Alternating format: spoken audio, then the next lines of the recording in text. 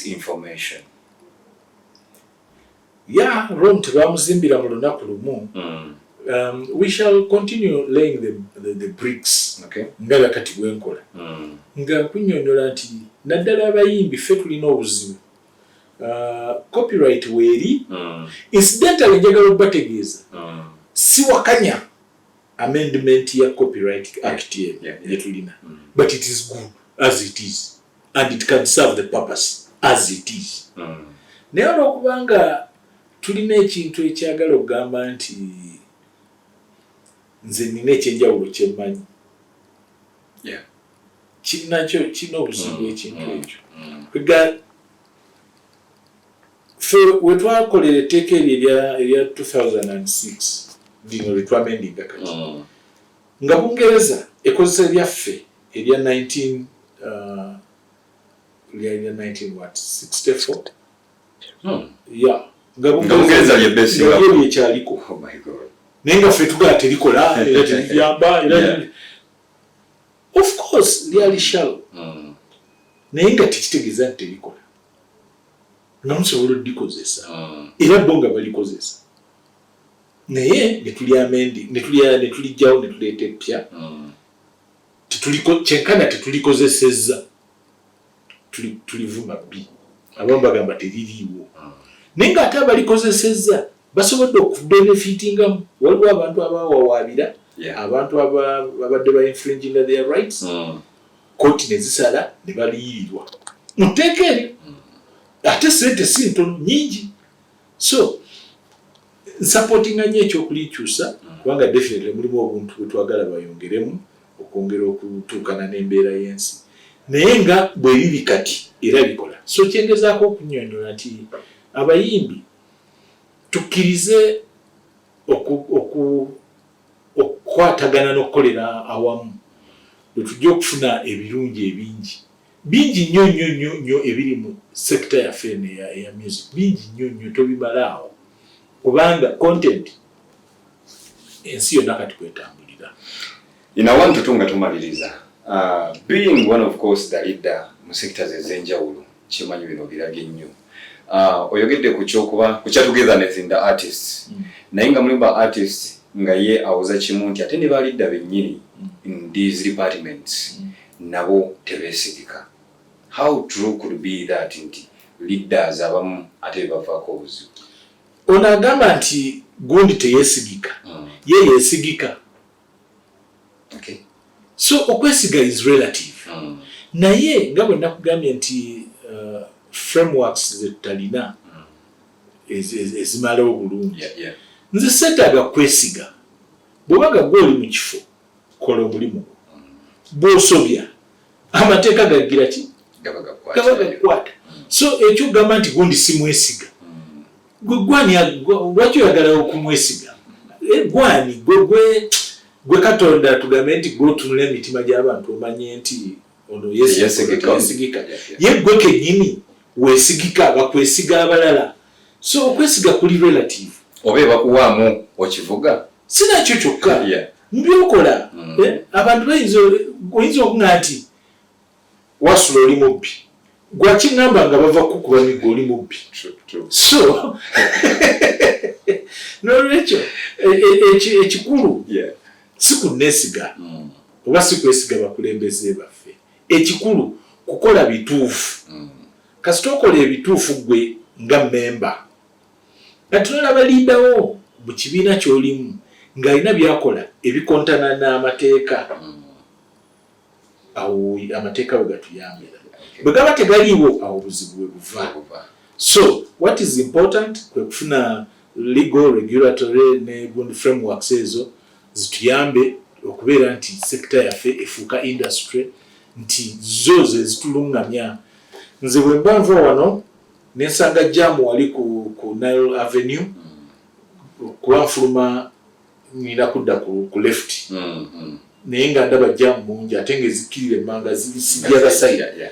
Kati bwe mpita wano nenserengeta buserengezi nenserengeta mba nvugidde ku mukono mukyamu. Owa traffic ankwata bukwasi. Oba mwesiga oba si mwesiga etteeka ligamba eno gy'oyita wakyamu. nga nyimiriza nga nvunaana. Kati ekyokwesiga tekirina nawe kijjiro bava kulya wali nguzi oba ava kubba nkoko. It's irrelevant. That was you gave a togetherness njagadde nnyo era yennyini gye ndi mu kulinkinga kukiri mu kyetumaliriza nakyo. Being one of the biggest person ko Afrigo. Ne Afrigo bano bamanyi okuyombamu. Mumanyi okufunamu ku buzibu awo ne mutabuka. Ekyokutabuka kinene. Naye tumanyi obutakkaanya. Okay. Kubanga ekyo kiri mu butonde. Omuntu tolina ngeri gy'oyinza kubeera na banno ne mutafuna butakkaanya. Mubufuna. Naye bwe mbeera ne internal mechanisms ez'okuresolvinga obutakkaanya. That's it. Njagala just tuweeyo kuzemu ku pillars ezikumye Afrigo ngeri wamu because it's one of the brand buli omu gy'alaba n'atya. Ekisookera ddala bukulembeze. Nti obukulembeze okuviira ddala ku band leader waffe Mwai Moses Matovu atengera director. Ebintu kubisa ku mmeeza. Tugenda kukola gofuna sente bweziti gofuna sente bweziti nga mugenda kukola nga sente zo zifuna. Olwaleero terikola nga buli omu asigala eka. So sante kuwulira ati batugaye terikola ate bo bakola. Siga nti tugenda kukola ate sente zange ne sizifuna. Ekyo kimu. Ekyokubiri tugezaako nnyo okubuildinga teamwork. Tutula ne twogera ku kusomoozebwa okuli mu bandi yaffe then ne mu music sector as a whole. Ne tutandika okwesomesa buli omu n'aleeta ebirowoozo bye. Nze ndowooza twandikoze tuti naye nze ndowooza abayimbi bano bandibadde kati nabo ne bafuuka nga abatali bayimbi nga boogera ku bayimbi. Kituyamba okumanya obunafu bwaffe ng'abayimbi n'okunogera eddagala. Ate kibayamba nabo okumanya nti bye bawulira mu bannaabwe kuba nabo basocializing. Ajja genda anyumye ne gundi kati babeere nga boogera ku kintu naye nga naye abeere nga akinako idea amugaye naye omanyi ffe waffe eno mu Afrigo ekintu ekyo twakyogerako naye tulaba ffe bakyamu kubanga kino na kino. So ebyo bituyamba okweyongera okubeera tutambula nga team. Ekintu ekisingira ddala okuleeta obuzibu mu bantu sente. Kasita twasolvinga ekizibu kya sente ebirala bino ebiri administrative si byamaanyi nnyo. Ndowooza nkuggyeko engalo with you giving an advice, a simple advice eri ba youth erisobya omukulu addugala we walaba. Eba youth naddala bano abazze ne excitement mu industry ne bakola emivuyo ne kuvako kulwanagana. Kibuuzo kinene nnyo ate kikulu nnyo. Ekisingira ddala obukulu aba artists oba ba youth tulina enjogera egamba nti emiti emito gye giggumiza ekibira. Kitegeeza nti ekibira bwekiri. Naye ate bwe mugyamu emiti emito kyongera okubbukya. Kakati mwe abavubuka muleme kugamba nti ffe tuli bamuzeeyi era ffe tuli useless. Oyogera n'omuvubuka bibiri bisala mukaddiye naye mwe mukaddiye kakati okukaddiwa kwaffe kamusese sitera kwagala ku kanebe kwotinga linnyo. Waliwo omuyimbi mukwano gwange yali yakayingira awo emyaka nga 3 4 5 ng'ayokya naye naye omukaddiye ne mugamba no ekyokaddiwa si kizibu si kibi kusaza mungamba wali mwogedde. Mukwano gwange olose Mesach semakula. Nangamba mukaddiye namugamba Mesach okaddiwa si kibi kya bbeeyi abantu bangi abatakaddiwa naye ate sikirinaako exclusivity nti gwe ngenda kugaana okukaddiwa. Now recently twasisinkana ku National Theatre myaka nga 12 egiyise tusigalaga Uncle Wazi wangamba akantu sakeerabira otyo kati abaana bampita muzeeyi. And the truth nemugamba that's what I meant. Kwegamba kiba kirungi okubeera nti okula tokitunulira negatively oga nti gundi akadde. So kyenkwiza abavubuka nti obukadde buno tebulina exclusivity. Mu myaka 10 ejijja bajja kuba bakuyita muzeeyi naye tekitegeeza nti oli useless.